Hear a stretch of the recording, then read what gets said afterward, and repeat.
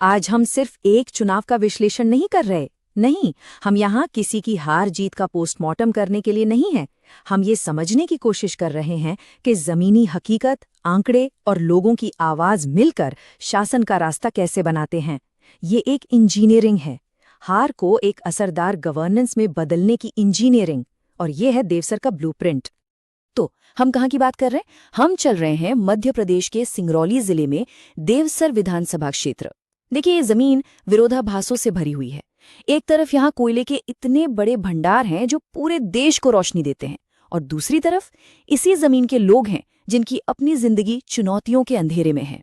कोई भी कामयाब रणनीति कागज पर नहीं, इसी मिट्टी की सच्चाई को समझकर बनती है। जरा सुनिए इस आवाज को, बहुत ध्यान से सुनिए। न पानी, न बिजली, न आने जाने का साधन, न कोई अस्पताल। यहाँ हमारा जीना बहुत मुश्किल है। ये जो आवाज है ना, ये सिर्फ एक शिकायत नहीं है, यही तो लोकतंत्र की असली आवाज है। जब तरक्की की बड़ी बड़ी बातों के नीचे ऐसी सच्चाइयां दबी रह जाती हैं, तो चुनाव सिर्फ सीटों का खेल नहीं रहता, यह लोगों के सम्मान की लड़ाई बन जाता है। तो आज हम क्या क्या देखने वाले हैं? पहले देवसर के मुद्दे की जड़ तक जाएंगे, फिर उस 22,000 वोटों के सवाल को समझेंगे, जनादेश की चीर-फाड़ करेंगे, 15 साल के पैटर्न को देखेंगे, और फिर एक वापसी का ठोस ब्लूप्रिंट देखेंगे। एक ऐसा रास्ता जो सिर्फ जीत तक नहीं बल्कि सही मायनों में शासन तक जाता है। चलिए मुद्दे के दिल में उतरते हैं। देवसर एक अनुसूचित जाति के लिए रिजर्व्ड सीट है, मतलब यहाँ का नेतृत्व इसी समाज से आता है। लेकिन यहाँ की असलियत कोयले की धूल में लिपटी हुई है। यहाँ हर दिन उद्योग की जरूरतों और आम इंसान की जरूरतों के बीच एक टकराव होता है। तो ये समझना बहुत जरूरी है कि यहाँ की राजनीति सिर्फ जाति की नहीं, बल्कि जल, जंगल, जमीन और संसाधनों की राजनीति है। अब ये जो आप देख रहे हैं, ये सिर्फ एक टेबल नहीं है, ये देवसर की जनता के दर्द का एक तरह से एक्सरे है। देखिए, सबसे गहरे लाल रंग में क्या है? प्रदूषण और सेहत। कोयले की धूल हवा में, केमिकल पानी में। ठीक उतनी ही बड़ी समस्या है बुनियादी ढांचे की, मतलब सड़कें, स्कूल, अस्पताल। और फिर आती है बेरोजगारी। जमीनें चली गईं पर नौकरियां नहीं मिली, और इन सब के ऊपर है एक एहसास कि नेता बस चुनाव के वक्त आते हैं। ये सब अलग अलग मसले नहीं हैं, ये एक ही बीमारी के अलग अलग लक्षण हैं, और वो बीमारी है भरोसे का टूटना। तो अब इन जमीनी सच्चाइयों को, इन तकलीफों को हम चुनावी गणित की नजर से देखेंगे, क्योंकि लोकतंत्र में जनता की आवाज आखिरकार वोटों में ही तब्दील होती है ना? और 2023 के चुनाव ने एक बहुत बड़ा सवाल खड़ा किया है, 22,000 वोटों का सवाल। आंकड़ा है 22,454। ये बस एक नंबर नहीं है साहब, ये एक खाई है। 2023 में इंडियन नेशनल कांग्रेस के उम्मीदवार इसी अंतर से हारे थे। एक रणनीतिकार के लिए ये आंकड़ा एक पहाड़ की तरह होता है, एक ऐसी चुनौती जिसे पार करने के लिए सिर्फ जोश नहीं, बल्कि एक बहुत ही सटीक और वैज्ञानिक प्लान चाहिए होता है। और ये आंकड़े एक साफ तस्वीर दिखाते हैं। बीजेपी को लगभग 46% वोट मिले, जबकि कांग्रेस करीब 34% पर रह गई। इसका मतलब है कि जीतने वाली पार्टी ने अपने वोटरों को एक साथ मजबूती से जोड़े रखा, वहीं दूसरी तरफ शायद विपक्षी वोट या तो बट गया या फिर घर से निकला ही नहीं। इस गैप को समझना ही वापसी की किसी भी रणनीति का पहला कदम होता है। और अगर इसी अंतर को हम प्रतिशत में देखें तो लक्ष्य और भी साफ हो जाता है, 12.67%। इसका सीधा सा मतलब है कि 2028 में जीतने के लिए हर 100 में से लगभग 13 ऐसे वोटरों को अपनी तरफ लाना ही होगा जो पिछली बार आपके खिलाफ थे या वोट देने ही नहीं आए। ये लक्ष्य बड़ा है, लेकिन नामुमकिन बिल्कुल नहीं। तो चलिए अब इस जनादेश की चीर-फाड़ करते हैं, एक तरह की पॉलिटिकल ऑटोप्सी। लेकिन एक बात साफ कर दूं, हमारा मकसद किसी व्यक्ति की गलतियों को ढूंढना नहीं है। हम उन सिस्टम्स को, उन व्यवस्थाओं को देखेंगे जिन्होंने नतीजा तय किया। एक मजबूत लोकतंत्र की यही निशानी है कि हम सिस्टम की पड़ताल करें, व्यक्तियों की नहीं। यहाँ दो चुनावी मशीनों की तुलना है। एक तरफ कांग्रेस, जिसका बूथ मैनेजमेंट कमजोर था, जिसके पास संसाधन कम थे और जहां अंदरूनी गुटबाजी का भी खतरा था। और दूसरी तरफ बीजेपी, जिसका कैडर बेस, जमीनी नेटवर्क बहुत मजबूत था, जिसे राज्य की सत्ता का पूरा फायदा मिला और जिसकी मशीनरी के पास संसाधनों की कोई कमी नहीं थी। तो ये हार व्यक्तिगत कम और सांगठनिक ज्यादा थी। अब उम्मीदवार पर आते हैं बंशमणि प्रसाद वर्मा। एक रणनीतिकार की नजर से देखें तो उनकी ताकत क्या है? वो 6 बार विधायक रह चुके हैं, समाज में गहरी पैठ है, ये बहुत बड़ा टैलेंट है। लेकिन 2 लगातार हार ने इस ताकत को थोड़ा कमजोर किया है। लड़ने की इच्छा शक्ति पूरी है, पर अभियान में एक नई ऊर्जा की सख्त जरूरत है।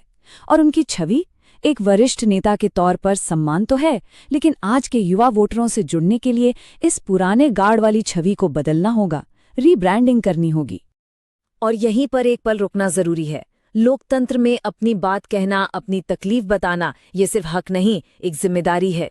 जब एक वोटर अपनी परेशानी बताता है तो वो सिर्फ शिकायत नहीं करता, वो एक समझदार जनादेश की नींव रखता है। हमारे संविधान की भी यही भावना है कि हर एक आवाज को पूरे सम्मान के साथ सुना जाना चाहिए। यही असली राजधर्म है। कोई भी चुनाव अचानक नहीं होता, उसकी कहानी काफी पहले से लिखी जा रही होती है।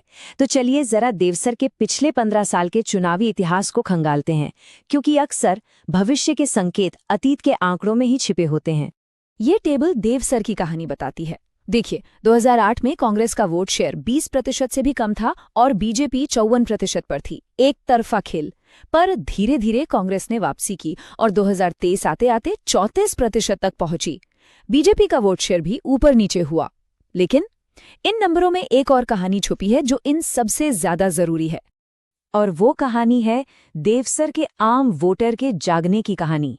इस टाइमलाइन को देखिए। 2008 में जहां 66% से भी कम लोग वोट डाल रहे थे, 2023 तक ये आंकड़ा बढ़कर लगभग 78% हो गया। इसका एक ही मतलब है कि देवसर का वोटर अब पहले से ज्यादा जागरूक है, ज्यादा लामबंद है, और इसीलिए अब वो ज्यादा सवाल पूछता है, अब वो चुप नहीं बैठता। ठीक है, हमने समस्या को समझ लिया, जड़ तक देख लिया। अब बात करते हैं समाधान की, एक ठोस प्लान की, एक ऐसी रणनीति जो शिकायतों को वोटों में बदल सके। ये एक 90 दिन की सीढ़ी है और इसका हर डंडा बहुत सोच समझकर बनाया गया है।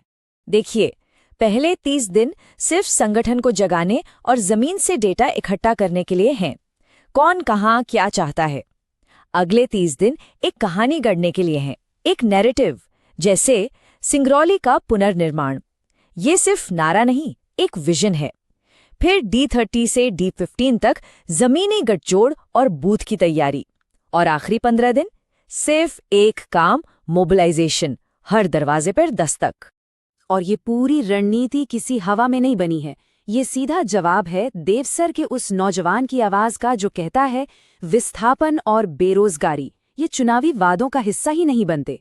एक अच्छी रणनीति हमेशा लोगों की सबसे गहरी चिंता से ही शुरू होती है। और सिंगरौली का पुनर्निर्माण जैसा प्लेटफॉर्म ठीक यही काम करता है। ये उस युवा की आवाज को सुनता है और एक्शन में बदलता है। कैसे? स्थानीय नौकरी मेलों के वादे से, स्किल डेवलपमेंट प्रोग्राम्स के वादे से। ये एक शिकायत को पकड़ता है और उसे अपने अभियान की सबसे मजबूत नींव बना देता है। यही तो है असली राजनीति। और हाँ, आज की लड़ाई सिर्फ जमीन पर नहीं होती, डिजिटल दुनिया में भी होती है। तो छोटे छोटे व्हाट्सएप ग्रुप्स के जरिए अपनी बात हर घर तक पहुंचाना, इंस्टाग्राम रील्स में प्रभावित लोगों की असली कहानियां दिखाना, ताकि लोग जुड़ाव महसूस करें। और सबसे जरूरी, झूठ और अफवाहों का तुरंत जवाब देने के लिए एक तेज तर्रार टीम।